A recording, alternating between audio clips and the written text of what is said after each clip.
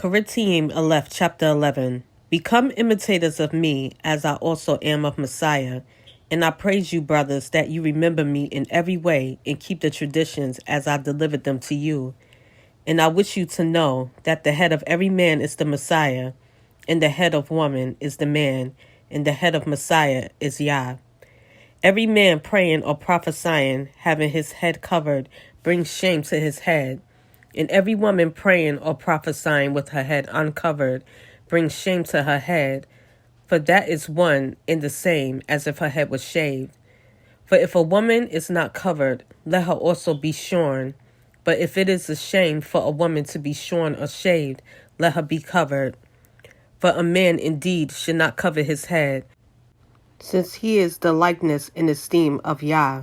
But woman is the esteem of man. For a man is not from woman, but woman from man. For man also was not created for the woman, but woman for the man. Because of this, the woman ought to have authority on her head, because of the messengers.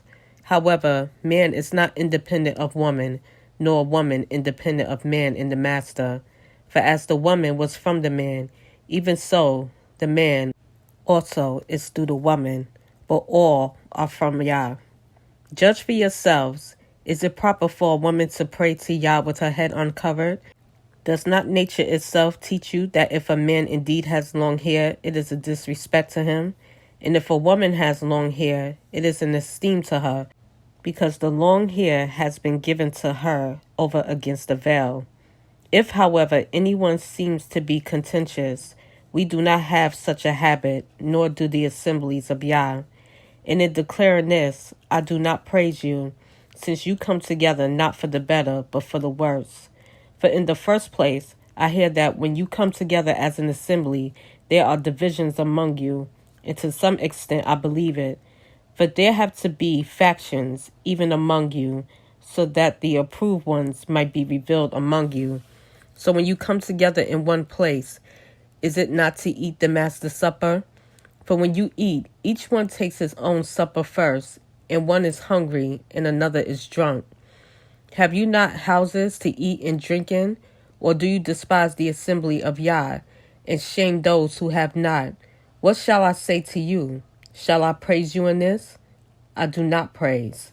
For I received from the Master that which I also delivered to you, that the Master Yahusha, in the night in which he was delivered up, took bread, and having given thanks, he broke it and said, Take, eat, this is my body which is broken for you. Do this in remembrance of me. In the same way also the cup after supper, saying, This cup is the renewed covenant in my blood. As often as you drink it, do this in remembrance of me. For as often as you eat this bread and drink this cup, you proclaim the death of the Master until he comes. So that whoever should eat this bread or drink this cup of the Master unworthily shall be guilty of the body and the blood of the Master. But let a man examine himself, and so let him eat of that bread and drink of that cup. For the one who is eating and drinking unworthily eats and drinks judgment to himself, not discerning the body of the Master. Because of this, many are weak and sick among you, and many sleep. For if we were to examine ourselves, we would not be judged. But when we are judged, we are disciplined by the Master, that we should not be condemned with the world. So then, my brothers, when you come together to eat, wait for one another. And if anyone is hungry, let him eat at home, lest you come together for judgment. And the rest I shall set in order when I come.